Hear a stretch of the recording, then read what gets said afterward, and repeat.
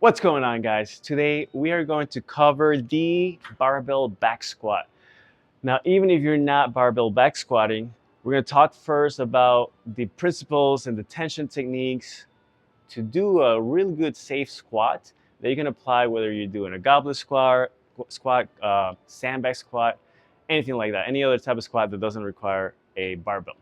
So first, when you're setting up your stance for the squat, you want to get your feet about shoulder width apart, fairly straight. A lot of people set up with their feet turned out, but as we're going to see in a little bit, that takes away tension from the hips. So we want the feet pretty much parallel to each other.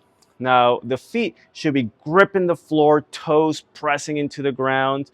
They're not going to be loose. So you don't want to be rocking back and forth like this when you do your squat.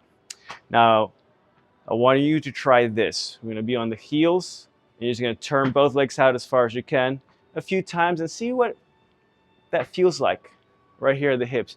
You're probably going to feel your butt cheek squeeze when you try to go as far as possible. So when we do our squat, when we're set, we're gripping the floor, that's the external rotation of the hip that we want to create from up here. So when you hear people say, don't let those knees collapse, keep those knees apart, what we really want to focus on is here at the hips, and that automatically makes my knees track in a good position with the joints of the rest of the leg and the pelvis. All right, so when we're doing our squat, make sure feet are hooked in, hips are rotating out. Also with the pelvis, something I want you to think about is hold your pee in. So sometimes people refer to that as Kegels. Also hold the back in as well. So both ends of the pelvis are contracting. So we stabilize the pelvis, brace the torso everywhere as hard as possible, 360 contraction. So that's going to set you up for a really good squat. Now let's talk about hand and bar placement. The bar is not going to bend, right? So you can either do high bar or low bar. First, I'm going to show high bar. My hands are going to be a little bit narrow. You can use a little bit of the knurling here. You can see on the bar. I'm going to go thumbs there, but if you're a little bit tighter, maybe you go a little bit wider, but just make sure you're centered. So I'm going to line up with the bar. My feet are going to be where I want them to be with my squat width. I'm going to go down, and I'm going to set up my high bar. So right here, the bar is right on top of the traps. Okay, so that would be a high bar back squat.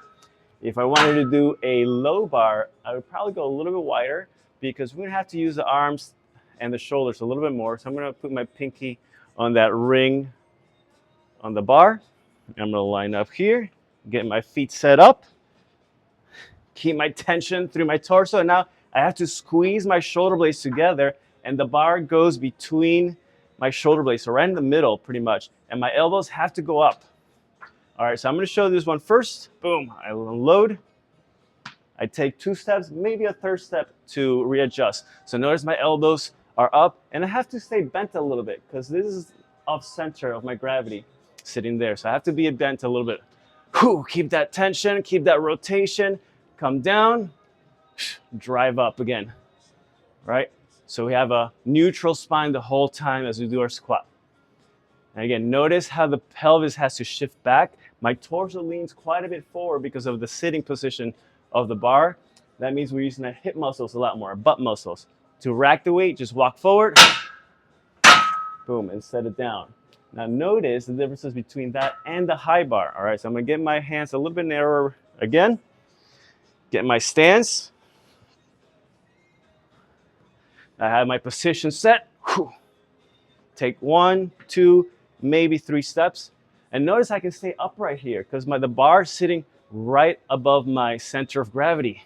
So here, my torso stays a little bit more upright as I do my squats. And something you should also prepare is how to dump the weight. So notice the safety bars are set here.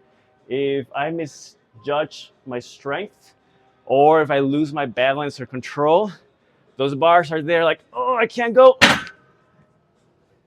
And then they catch the weight so that the weight doesn't crush you when you're doing your squats. So with the low bar, you're going to be able to use the hips a little bit more. You're going to lean a little bit more. So you're using a little bit more of the whole lower body muscle mass. So it's going to be stronger. High bar, you're going to isolate the quads a little bit more, so you're going to be a little bit more hypertrophy for those thigh muscles. So pick which one you're going to use for what purpose, and give those cues a try, and let me know how that goes.